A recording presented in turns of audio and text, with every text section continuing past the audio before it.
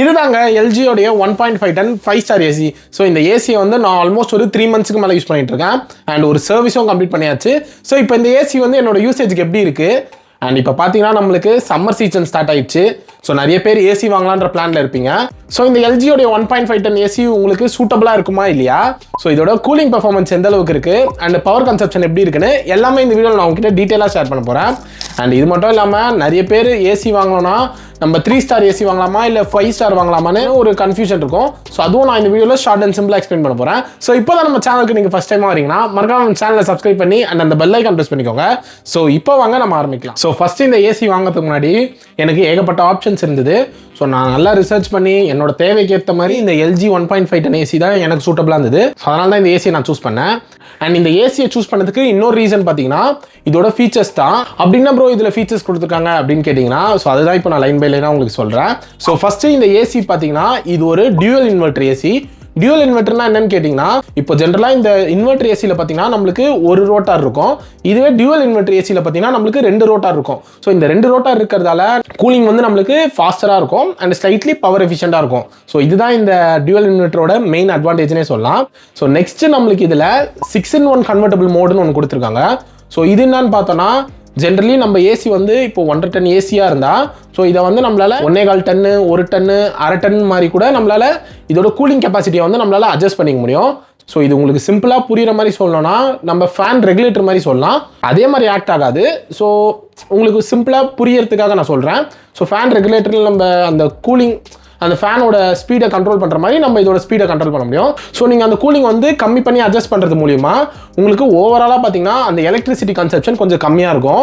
And இதை வந்து நம்ம கம்மியாக மட்டும் இல்லாமல் இதை ஓவர் பவர்டாக, அதாவது 1.5 டன்னுக்கு மேலேயும் நம்மளால் இதோட கூலிங் பர்ஃபார்மன்ஸ் வந்து நம்மளால் புஷ் பண்ணிக்க முடியும். ஸோ இந்த ஃபீச்சர் வந்து நம்மளுக்கு மோஸ்ட்லி நிறைய பிராண்ட்ஸ் தராங்க.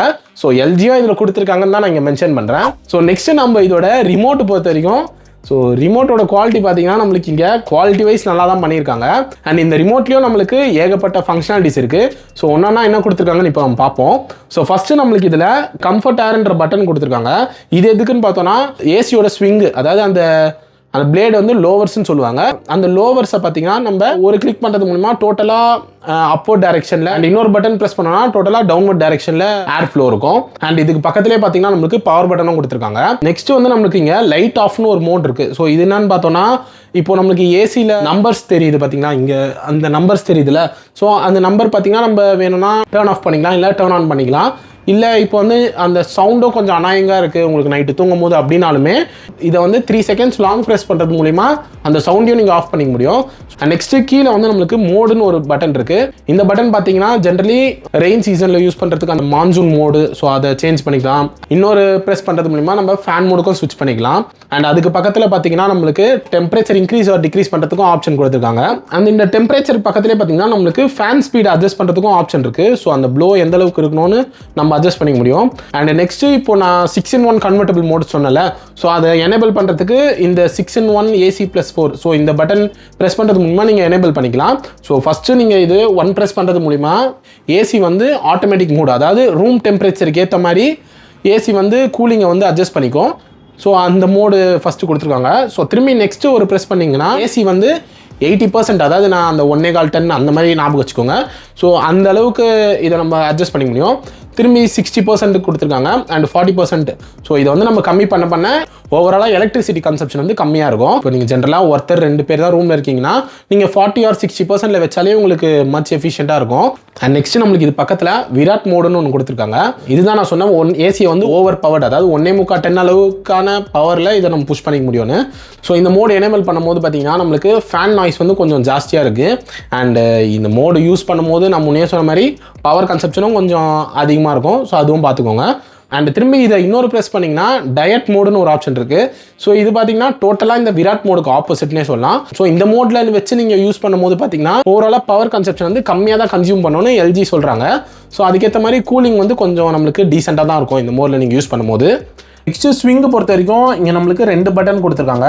ஸோ ஃபஸ்ட்டு ஸ்விங்கு பார்த்தோன்னா இந்த ஹாரிசான்டல் லோவர்ஸ், அதாவது இந்த ஒயிட் கலர் பிளேடு வந்து நம்ம அப்வர்டுனா டவுன்வர்ட் டைரக்ஷனுக்கு கண்ட்ரோல் பண்ணிக்க முடியும். ஸோ அதை வந்து ஒரு லெவலாக நம்மளால் செட் பண்ணுறதுக்கு இதில் ஆப்ஷன் கொடுத்துருக்காங்க. நெக்ஸ்ட் இது பக்கத்தில் இருக்க ஸ்விங்கு பார்த்தீங்கன்னா இது வந்து உள்ள அந்த பிளாக் கலரில் இருக்குது பார்த்தீங்கன்னா, இதை வந்து வெர்டிகல் லோவர்ஸ்ன்னு சொல்லுவாங்க. ஸோ அதையும் நம்மளால் ஒரு லெவலாக கண்ட்ரோல் பண்ணிக்க முடியும். அண்ட் ரூம் டெம்பரேச்சருக்கும் ஒரு பட்டன் கொடுத்துருக்காங்க. ஸோ நம்ம ஜென்ரலான நம்ம ரூமோட டெம்பரேச்சர் எந்த அளவுக்கு இருக்குன்னு நம்ம அதை ப்ரெஸ் பண்ணி நம்ம பார்த்துக்க முடியும். நெக்ஸ்ட் நம்மளுக்கு கீழே ஸ்லீப்னு ஒரு ஆப்ஷன் கொடுத்துருக்காங்க. ஸோ இது உங்களுக்கு ஜென்ரலாக தெரிஞ்சிருக்கும். ஸோ ஜென்ரலாக இப்போ ஏசி வந்து நம்ம எத்தனை ஹவர் கழிச்சு டேர்ன் ஆஃப் ஆகணும்னு நம்மளால் செட் பண்ணிக்க முடியும். அண்ட் அதுக்கு கீழே பார்த்தீங்கன்னா நம்மளுக்கு டைமர்னு ஒரு ஆப்ஷன் கொடுத்துருக்காங்க.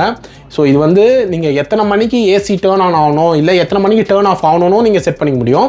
ஸோ அதை செட் பண்ணுறதுக்கு பக்கத்தில் இருக்க ஆரோ கிளிக் பண்ணி நீங்கள் டைம் இன்க்ரீஸ் ஆர் டிக்ரீஸ் பண்ணிக்கலாம்.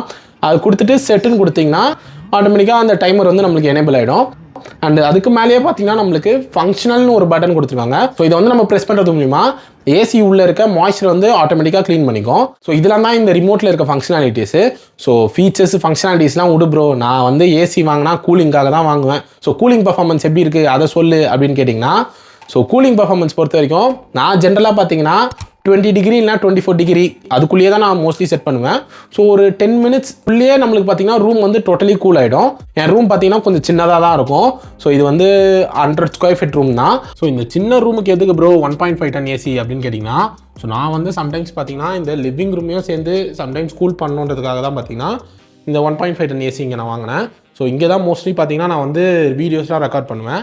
இப்போ ஹாலில் கூலிங் பொறுத்த வரைக்கும் நான் பார்த்தீங்கன்னா மோஸ்ட்லி இந்த மேக்ஸிமம் ஏசியோட மேக்ஸிமம் டெம்பரேச்சர் அதாவது 16லேருந்து அந்த 20க்குள்ளே நான் மோஸ்ட்லி செட் பண்ணுவேன். இல்லைனா சம்டைம்ஸ் விராட் மோடில் கூட நான் வச்சு யூஸ் பண்ணுவேன்.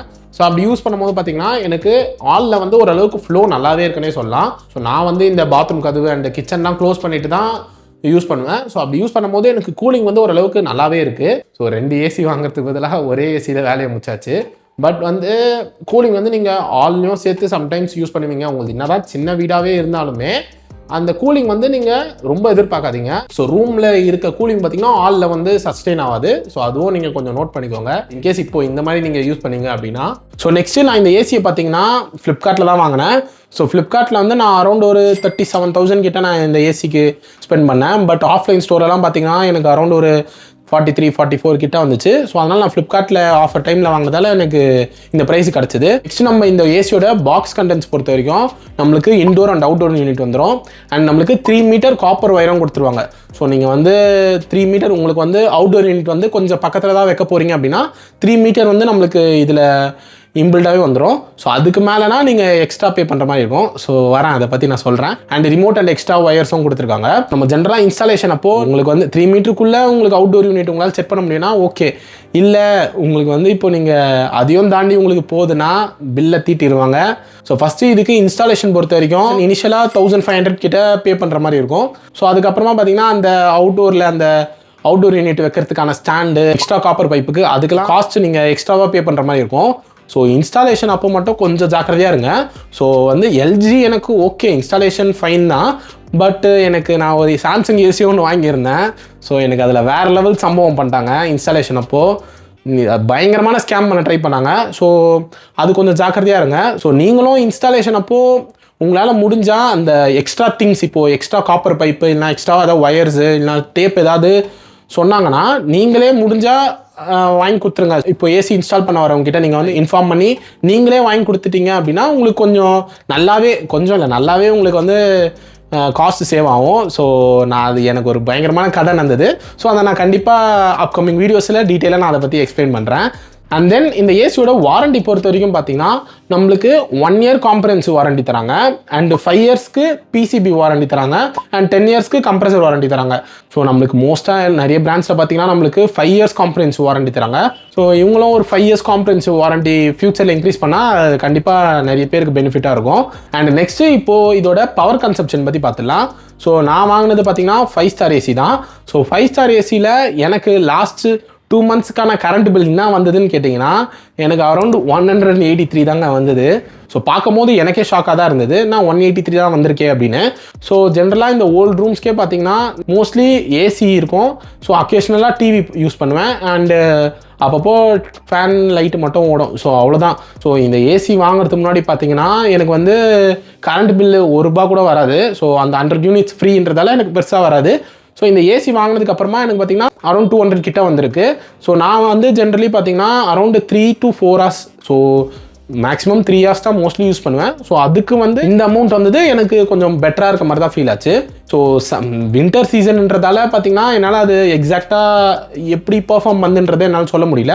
இப்போ தானே சம்மர் ஆரம்பிச்சிருக்கு. ஸோ ஜென்ரலாக நம்ம எல்லாருமே ஏசி கொஞ்சம் அதிகமாக தான் யூஸ் பண்ணுவோம். நெக்ஸ்ட் 2 monthsக்கான பில் எந்த அளவுக்கு வந்திருக்கு, ஸோ அதோட யூனிட் என்ன, ஸோ எல்லாமே நான் வந்து டீட்டெயிலாக வந்து கமெண்ட்டில் பின் பண்ணுறேன். சரி ஓகே ப்ரோ, இப்போ வந்து நாங்கள் வாங்கணும்னா 5 ஸ்டார் ஏசி வாங்கலாமா இல்லை 3 ஸ்டார் ஏசி வாங்கலாமா? ஸோ இப்போ 3 ஸ்டார் ஏசி பார்த்தீங்கன்னா 5000க்கு மேலேயே வந்து கம்மியாக இருக்கு. நாங்கள் எந்த ஏசி வாங்கணும் அப்படின்னு கேட்டிங்கன்னா, ஃபார் எக்ஸாம்பிள் ஒரு சினாரியோ சொல்கிறேன். ஸோ இப்போ நீங்கள் ஏசி வந்து 5 hours கிட்ட யூஸ் பண்ணுவீங்க. இப்போ வந்து நீங்கள் 5 ஸ்டார் ஏசியில் வந்து உங்களுக்கு கரண்ட் பில் வந்து அரௌண்ட் ஒரு 1000 rupees வந்ததுன்னா, இதுவே 3 ஸ்டார் ஏசியில் பார்த்தீங்கன்னா உங்களுக்கு 1300 கிட்ட உங்களுக்கு அப்ராக்சிமேட்டாக வரும். இல்லை இதுவே இப்போ நீங்கள் வந்து 7 hours ப்ளஸ் நீங்கள் யூஸ் பண்ணுவீங்க, உங்களுக்கு ஏசியால் மட்டும் 2000 rupees வந்து 5 ஸ்டார் ஏசியில் பில் வந்துருதுன்னா 3 ஸ்டார் ஏசியில் வந்து 2500 கிட்ட வரும். ஸோ இது வந்து நான் ரேண்டம் நம்பர்ஸ் தான் சொல்ல, ஸோ நான் ப்ராப்பராக ரிசர்ச் பண்ணி தான் இந்த நம்பர் சொல்கிறேன். ஸோ ஏறக்குறைய ஆல்மோஸ்ட் சேமாக தான் இருக்கும். ஸோ இப்போ நம்ம ஃபஸ்ட்டு சினாரியோ எடுத்துக்கலாம். இப்போ வந்து 1000 ரூபாய் பில் வந்து நம்மளுக்கு 5 ஸ்டார் ஏசியில் வந்திருக்கு, 1300 பில் வந்து நம்மளுக்கு 3 ஸ்டார் ஏசியில் வந்திருக்கு. ஸோ ஃபஸ்ட்டு நம்மளுக்கு இங்கே வந்து 300 rupees டிஃப்ரென்ஸ் இருக்குது. ஸோ இதுவே நீங்கள் வந்து இப்போ இதை 6 months கால்குலேட் பண்ணிங்கன்னா 1800 rupees per year நீங்கள் வந்து 5 ஸ்டார் ஏசியில் நம்மளால் சேவ் பண்ணிக்க முடியும். இதுவே ஒரு 3 yearsக்கு கால்குலேட் பண்ணோம்னா 2-3 பார்த்தீங்கன்னா உங்களுக்கு அரௌண்ட் 5400 5 ஸ்டார் ஏசியில் நம்மளால் சேவ் பண்ணிக்க முடியும். ஸோ இது வந்து நம்ம ஜென்ரலாக பார்த்தோம்னா 3 ஸ்டார் ஏசியில் நம்ம வந்து முன்னாடியே நம்ம வந்து கம்மியாக பே பண்ணிவிட்டு எலக்ட்ரிசிட்டியில் நம்ம வந்து அதை பேர் பண்ணிக்கிற மாதிரி இருக்கும். இதுவே 5 ஸ்டார் ஏசியில் நம்ம வந்து முன்னாடியே அமௌண்ட்டை பே பண்ணிவிட்டு நம்ம கரண்ட் பில்லை கொஞ்சம் அட்ஜஸ்ட் பண்ணிக்கிற மாதிரி இருக்கும். ஸோ நீங்கள் இந்த 5 ஸ்டார் ஏசிக்கு போடுற இனிஷியல் அமௌண்ட்டை பார்த்தீங்கன்னா 2 to 4 yearsலேயே உங்களால் கரண்ட் பில்லை சேவ் பண்ணிக்க முடியும். ஸோ அதுக்கப்புறம் நீங்கள் யூஸ் பண்ணுற எக்ஸ்ட்ரா இயர்ஸ்க்கு எல்லாமே பார்த்தீங்கன்னா உங்களுக்கு அது வந்து சேவிங்ஸ் தான். ஸோ இது வந்து இப்போ நீங்கள் லாங் டேர்முக்கு ஏசி யூஸ் பண்ணுவீங்கன்னா 5 ஸ்டார் தான் பெட்டர் இன்வெஸ்ட்மெண்ட்டாக இருக்கும். ஸோ இப்போ வந்து இது நீங்கள் தான் டிசைட் பண்ணணும். ஸோ ஏசி வந்து நீங்கள் ரொம்ப நேரம் யூஸ் பண்ணுவீங்க, ஒரு 5 ஹவர்ஸ்க்கு மேலே யூஸ் பண்ணுவீங்க அப்படின்னா 5 ஸ்டார் ஆர் 4 ஸ்டார் போகிறது பெட்டராக இருக்கும்னு நான் உங்களுக்கு ப்ரிஃபர் பண்ணுவேன். இல்லை ப்ரோ நான் வந்து அக்கேஷனலாக அப்பப்போ தான் யூஸ் பண்ணுவேன், ஸோ எனக்கு வந்து இனிஷியல் காஸ்ட்டும் என்னால் அந்த அளவுக்கு போட முடியாது அப்படின்னா நீங்கள் வந்து 3 ஸ்டார் போகிறது உங்களுக்கு பெட்டராக இருக்கும். ஸோ இது வந்து உங்களோட டிசிஷன் தான். ஸோ நான் வந்து ஒரு சிம்பிள் எக்ஸாம்பிள் சினாரியோ கொடுத்தேன். ஸோ இதை பொறுத்து நீங்கள் எந்த ஸ்டார் ஏசி வாங்கினா பெட்டராக இருக்கும்ன்றது நீங்கள் முடிவு பண்ணிக்கோங்க. இந்த ஏசி பற்றி நான் ஃபுல்லாக பாசிட்டிவாகவே சொல்லிட்டு இருக்கேன். ஸோ நெகட்டிவ்ஸே இல்லையான்னு கேட்டிங்கன்னா, ஸோ சின்ன சின்ன நெகட்டிவ்ஸ் எனக்கும் இருக்க தான் செய்யுது. ஸோ ஃபஸ்ட்டு பார்த்தீங்கன்னா இதோட ரிமோட்டு தான். ஸோ ரிமோட்டோட குவாலிட்டி வந்து நம்மளுக்கு நல்லா தான் இருக்குது. பட் நம்ம நைட் டைம் யூஸ் பண்ணும்போது பார்த்தீங்கன்னா கலர் டிஸ்பிளேவோ இல்லை வந்து அந்த ரேடியம் மாதிரியான பட்டன்ஸும் கொடுக்காததால ஒரு வாட்டியும் நம்ம ஃபோன் லைட் அடிச்சு டெம்பரேச்சர் ஆர் அதர் ஆப்ஷன்ஸ் வந்து நம்ம சேஞ்ச் பண்ணுற மாதிரி இருக்குது. ஸோ அது வந்து செம்ம கடுப்பாக இருக்குது. ஸோ அட்லீஸ்ட் ரேடியம் மாதிரியாவது கொடுத்துருக்கலாம், ஸோ கலர் டிஸ்பிளே இல்லைனாலும். ஸோ நிறைய பிராண்ட்ஸில் இதை கொடுக்குறாங்க. ஸோ இவங்களும் கொடுத்துருந்தா கொஞ்சம் பெட்டராக இருந்திருக்கும். நெக்ஸ்ட்டு இன்னொரு நெகட்டிவ்னு பார்த்தோன்னா, ஸோ இதை நான் முன்னாடியே சொல்லிட்டேன். ஸோ இதில் வந்து நம்மளுக்கு 1 year தான் காம்ப்ரஹென்சிவ் வாரண்டி கொடுத்துருக்காங்க.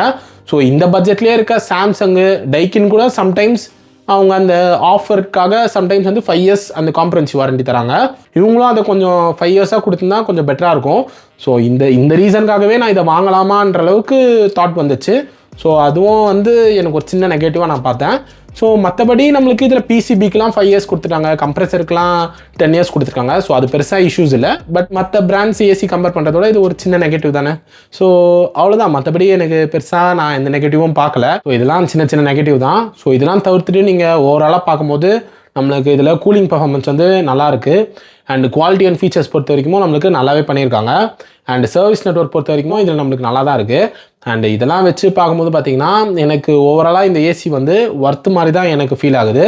ஸோ நீங்கள் யாராச்சும் எல்ஜி ஏசி ஏதாவது யூஸ் பண்ணுறீங்க, இல்லை வந்து நீங்கள் ஏதாவது புது ஏசி வாங்கலான்ற பிளானில் இருந்தீங்கன்னா நான் சொன்ன இன்ஃபர்மேஷன் உங்களுக்கு கண்டிப்பாக ஹெல்ப்ஃபுல்லாக இருக்கும் நம்புறேன்.